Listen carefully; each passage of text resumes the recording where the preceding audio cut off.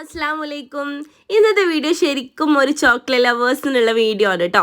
കാരണം ചോക്ലേറ്റ് ഇഷ്ടപ്പെടുന്ന എല്ലാവർക്കും തീർച്ചയായിട്ടും ഈസി ആയിട്ട് ട്രൈ ചെയ്യാൻ പറ്റിയൊരു കിടിലം ഐറ്റമാണ് ഞാനിപ്പോൾ നിങ്ങൾക്ക് പരിചയപ്പെടുത്തി തരാൻ പോകുന്നത്.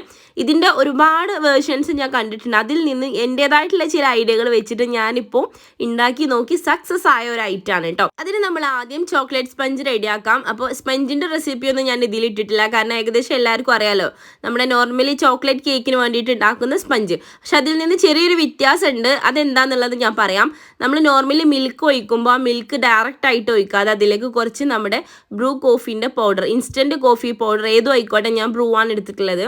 അത് നമുക്കൊരു പാക്കിൻ്റെ ഒരു അര ഫുൾ എടുക്കരുത്, ഒരു പാക്കറ്റിൻ്റെ ഹാഫ് നമ്മൾ ഇതിലേക്ക് ഇട്ടിട്ട് നന്നായിട്ട് മിക്സ് ആക്കിയിട്ട് നമ്മൾ കേക്ക് ഉണ്ടാക്കുന്ന ബാറ്ററിൽ നോർമൽ മിൽക്ക് ഒഴിച്ചിട്ട് നമ്മൾ മിക്സ് ആക്കുമ്പോൾ അതിന് പകരം നമ്മൾ എന്ത് ചെയ്യുക, ഈ ഒരു ബ്രൂവിൻ്റെ ഈ ഒരു മിക്സ് അതിലേക്ക് ഒഴിച്ച് കൊടുക്കണം കേട്ടോ.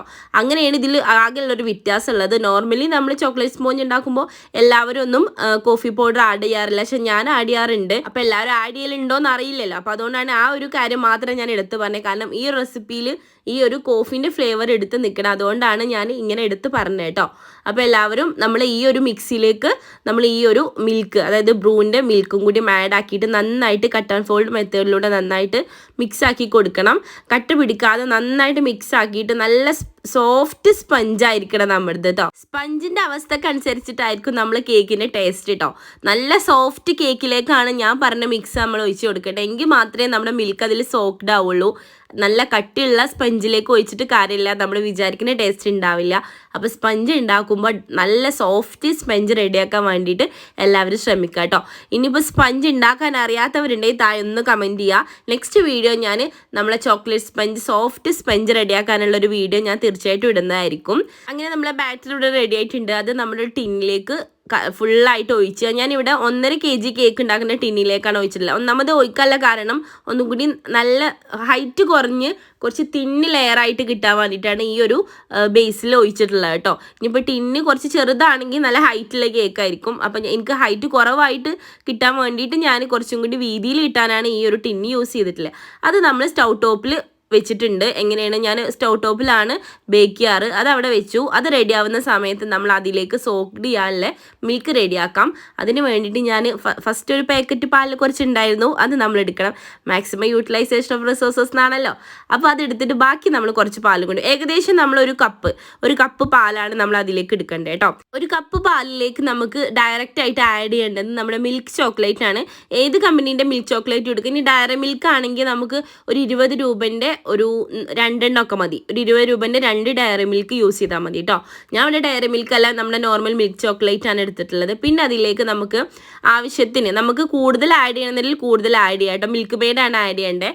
അതും കൂടി ആഡ് ചെയ്തിട്ട് മധുരം കുറവാണ് എന്ന് തോന്നിയാൽ, കാരണം സ്പഞ്ചിൽ ഓൾറെഡി മധുരം ഉണ്ടല്ലോ, അപ്പോൾ നല്ല മധുരം വേണ്ട ആളുകളാണെന്നുണ്ടെങ്കിൽ നമുക്ക് ഈ ഒരു മിക്സിലേക്ക് നമുക്ക് ആവശ്യത്തിന് മധുരം കൂടി ആഡ് ചെയ്തിട്ട് നന്നായിട്ട് തിളപ്പിച്ചെടുക്കണം. കൂടുതൽ സമയമൊന്നും വെക്കണം, കുറുക്കേണ്ട ആവശ്യമൊന്നുമില്ല. ആ ഒരു ചോക്ലേറ്റും മിൽക്കും അതിലൊന്ന് വേവണ സമയം അത്ര മതി കേട്ടോ. എന്നിട്ട് നമ്മൾ ഓഫ് ചെയ്തിട്ട് നമുക്ക് എന്ത് ചെയ്യാം, വീണ്ടും കുറച്ച് മിൽക്ക് ചോക്ലേറ്റും ഒരു കുഞ്ഞ് കഷ്ണം ബട്ടർ നിർബന്ധമൊന്നുമില്ല, ഉണ്ടെങ്കിൽ മാത്രം യൂസ് ചെയ്താൽ മതി കേട്ടോ. ഞാൻ ഉള്ളതുകൊണ്ട് മാത്രം ഒരു കുഞ്ഞു കഷ്ണം ഇട്ടിട്ടുണ്ട്. അത് അതിലേക്ക് ഒഴിച്ചിട്ട് നന്നായിട്ട് ഡബിൾ ബോയിൽ ചെയ്തിട്ടാണ് ഞാൻ മെൽറ്റ് ചെയ്തിട്ടില്ല കേട്ടോ. എന്നിട്ട് അത് അവിടെ മാറ്റി വെക്കട്ടെ. നന്നായിട്ട് തണുക്കേണ്ട ആവശ്യമൊന്നുമില്ല. ഒരു ഇളം ചൂടിലാണ് നമ്മൾ ഈ റെസിപ്പി റെഡിയാക്കേണ്ടത്. നമ്മുടെ സ്പഞ്ച് ഇവിടെ റെഡി ആയിട്ട് നല്ല സോഫ്റ്റ് സ്പഞ്ചാണ്. ഇതിൻ്റെ അറ്റം ഞാൻ കുറച്ച് കട്ടിയുള്ളതുകൊണ്ട് ഞാൻ അതൊന്ന് കട്ട് ചെയ്ത് കളഞ്ഞിട്ടുണ്ട് കേട്ടോ. നല്ല സോഫ്റ്റ് കേക്ക് ആവാൻ വേണ്ടിയിട്ടാണ് ഞാൻ ഇതിൻ്റെ അറ്റം കട്ട് ചെയ്ത് കളഞ്ഞിട്ടുണ്ട്. എന്നിട്ട് നമ്മൾ റെഡിയാക്കി വെച്ച നമ്മുടെ ആ മിൽക്ക് ഇതിലേക്ക് ഒഴിക്കണം. ഇത് ഒഴിക്കുമ്പോൾ തന്നെ നമ്മുടെ സ്പഞ്ച് സോഫ്റ്റ് ആണെങ്കിൽ നമ്മുടെ മിൽക്ക് അതിലേക്ക് സോക്ക്ഡ് ആയിക്കൊണ്ടേ ഇരിക്കും. എത്രത്തോളം ഒഴിച്ചാലും അത് അതിലിങ്ങനെ ഒഴിഞ്ഞു പോകും, കാരണം അത്രയും സോഫ്റ്റ് ആയിരിക്കും നമ്മുടെ സ്പഞ്ച് ഉണ്ടാവുക. അപ്പോൾ കണ്ടോ, ഇത് നമ്മൾ ഒഴിച്ച് കുറച്ച് സമയം ഇങ്ങനെ വെയിറ്റ് ചെയ്താൽ അത് അതിലേക്ക് അലിഞ്ഞു പോയിട്ടുണ്ടാവും. നന്നായിട്ട് സോക്ക്ഡ് ആവണം. നമ്മൾ ഉണ്ടാക്കി വെച്ച മിൽക്ക് ഫുള്ളായിട്ട് ഇതിൽ സോക്ക്ഡ് ആവണം കേട്ടോ. ഒന്നും മാറ്റി വെക്കണ്ട, ഫുള്ള് ഇതിലേക്ക് ഒഴിക്കണം.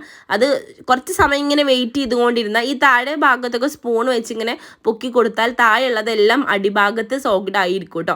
അപ്പോൾ എല്ലാവരും അങ്ങനെ ചെയ്ത് നോക്കിയാൽ മതി. കുറച്ച് സമയം ഇങ്ങനെ വെയിറ്റ് ആയി നിൽക്കുക. അപ്പോൾ നമ്മൾ ഒഴിച്ച മിൽക്ക് എല്ലാം അതിൽ സോക്ക്ഡ് ആയിട്ട് നല്ല ഇതൊരു സംഭവം അതിൽ ഒഴിച്ച പോലെ തോന്നില്ല, കാരണം അത്രയും മിൽക്ക് എല്ലാം അതിൽ സോഫ്റ്റ് ആയിട്ട് നമുക്ക് നമ്മുടെ സ്പഞ്ച് മാത്രം ബാക്കിയായിട്ട് നിൽക്കും. കുറച്ച് സമയം വെയിറ്റ് ചെയ്ത് നിന്നാൽ മതി. ഇതേപോലെ സ്പൂൺ കൊണ്ട് ഇങ്ങനെ പൊക്കി കൊടുത്താൽ അടിഭാഗത്ത് നിൽക്കുന്ന മിൽക്കെല്ലാം കണ്ടോ, നമ്മൾ ഈ പൊക്കുന്ന സമയത്ത് തന്നെ അത് അടിയിലേക്ക് പോയിട്ടുണ്ടാവും കേട്ടോ. അപ്പോൾ അടിഭാഗത്ത് എല്ലാം ഈ മിൽക്ക് സോഫ്റ്റ് ആയിട്ടുണ്ടാവും കേട്ടോ. മിൽക്ക് ഫുള്ള് നമ്മുടെ സ്പഞ്ചിൽ സോക്ഡ് ആയതിൻ്റെ ശേഷമാണ് നമ്മൾ ലാസ്റ്റ് പ്രോസസ്സ് ചെയ്യേണ്ടത് കേട്ടോ. നമ്മളെല്ലാം മിൽക്ക് ഇതിൽ സോക്ഡ് ആക്കണം കേട്ടോ. ഒന്നും ബാക്കി വെക്കരുത്, ഫുള്ളായിട്ട് ഒഴിക്കണം. ഞാൻ അടുത്ത മിൽക്ക് ഫുള്ള് ഞാൻ ഈ ഒരു സ്പഞ്ചിൽ ഞാൻ എടുത്തിട്ടുണ്ട് കേട്ടോ. ഞാൻ 3 മുട്ട വെച്ചിട്ടാണ് ഞാനിവിടെ സ്പഞ്ച് റെഡിയാക്കിയിട്ടുള്ളത്. അത് 10 ഇഞ്ചിൻ്റെ പാനിലായതുകൊണ്ടാണ് ഇത്ര വീതിയിൽ കിട്ടിയിട്ടുള്ളത്. നിങ്ങൾക്ക് ചെറിയ കേക്ക് മതിയെങ്കിൽ ½ kg അല്ലെങ്കിൽ വീട്ടിലുള്ള എന്തെങ്കിലും ചോറ്റുപാത്രത്തിലൊക്കെ നമുക്ക് ബേക്ക് ചെയ്യാം കേട്ടോ. നമ്മുടെ സ്പഞ്ചിൽ മിൽക്ക് എല്ലാം സോക്ഡ് ആയതിന് ശേഷം നമ്മൾ നേരത്തെ റെഡിയാക്കി വെച്ച ചോക്ലേറ്റിൻ്റെ മിക്സ് ഉണ്ടല്ലോ, നമ്മുടെ ആ ഒരു ഗണാശ ഇതിൻ്റെ മുകളിൽ ഒഴിച്ച് മിൽക്ക് കോമ്പൗണ്ട് തന്നെ എടുക്കണം. ഡാർക്ക് കോമ്പൗണ്ട് എടുത്ത് ചെയ്യരുത്. ഡാർക്ക് കോമ്പൗണ്ട് എടുത്ത് ചെയ്താൽ ഇത്രയ്ക്ക് ടേസ്റ്റ് കിട്ടില്ല കേട്ടോ. അപ്പോൾ നമ്മൾ ഈ ഒരു സ്പഞ്ചിൻ്റെ മുകളിൽ നമ്മൾ ഉണ്ടാക്കി വെച്ച ഫുള്ളായിട്ടുള്ള ചോക്ലേറ്റ് മുഴുവൻ ഒഴിക്കുക. ബട്ടർ യൂസ് ചെയ്തിട്ടില്ലെങ്കിൽ ഇത്തിരി പാല് മിക്സ് ആക്കിയിട്ട് ഇതുപോലെ ബോയിൽ ചെയ്തിട്ട് ഡബിൾ ബോയിൽ എടുത്താൽ മതി കേട്ടോ. ഇനി ഡബിൾ ബോയിൽ തന്നെ ചെയ്യണമെന്ന് നിർബന്ധമൊന്നുമില്ല കേട്ടോ. കാരണം സ്റ്റൗ ടോപ്പിൽ ലോ ഫ്ലെയിമിലിട്ട് ചെയ്താലും കുഴപ്പമില്ല. ഞാൻ അങ്ങനെയും ചെയ്യാറുണ്ട്.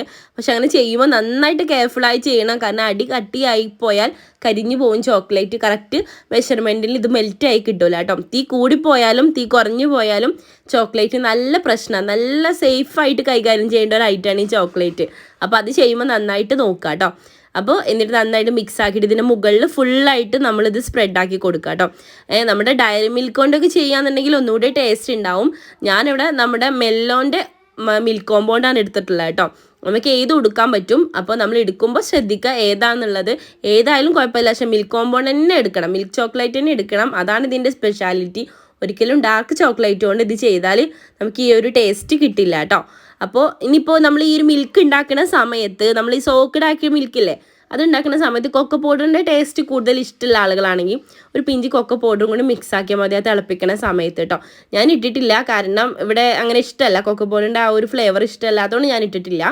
അപ്പോൾ എന്നിട്ട് നമുക്കൊരു ഡെക്കറേഷന് വേണ്ടി സ്ട്രോബെറി നമുക്ക്, കാരണം സ്ട്രോബെറിയും ചോക്ലേറ്റിൻ്റെയും ആ ഒരു മിക്സ്ഡ് ടേസ്റ്റ് അടിപൊളിയാണല്ലോ അല്ലേ. നമ്മൾ നേരത്തെ ചാനലിൽ ചെയ്തിട്ടുണ്ട്. അപ്പോൾ ആ ഒരു സ്ട്രോബെറി വെച്ചിട്ട് നമ്മൾ ഡെക്കറേറ്റ് ചെയ്യണം കേട്ടോ. സ്ട്രോബെറി തന്നെ വേണമെന്നില്ല, നിങ്ങളത് നട്ട്സ് എന്തെങ്കിലും ഉണ്ടെങ്കിൽ അത് വെച്ചിട്ടും ചെയ്യാം. ഞാനിവിടെ ഒന്നുകൂടി ഭംഗി കിട്ടാനും കഴിക്കുമ്പോൾ മിക്സാക്കി കഴിക്കുമ്പോൾ ഒരു അടിപൊളി ഫ്ലേവർ കിട്ടാൻ വേണ്ടിയിട്ടാണ് ഞാനിവിടെ സ്ട്രോബെറി തന്നെ എടുത്തിട്ടുള്ളത് കേട്ടോ. സ്ട്രോബെറി ആണെന്നുണ്ടെങ്കിൽ ഒന്നും കൂടിയും അടിപൊളിയായിരിക്കും. എന്നിട്ട് നമ്മളിതിനെ കട്ട് ചെയ്യുമ്പോൾ തന്നെ ഇതിൻ്റെ സോഫ്റ്റ്നെസ് നിങ്ങൾക്ക് മനസ്സിലാവണില്ല, അത്രയും സോഫ്റ്റാണ്.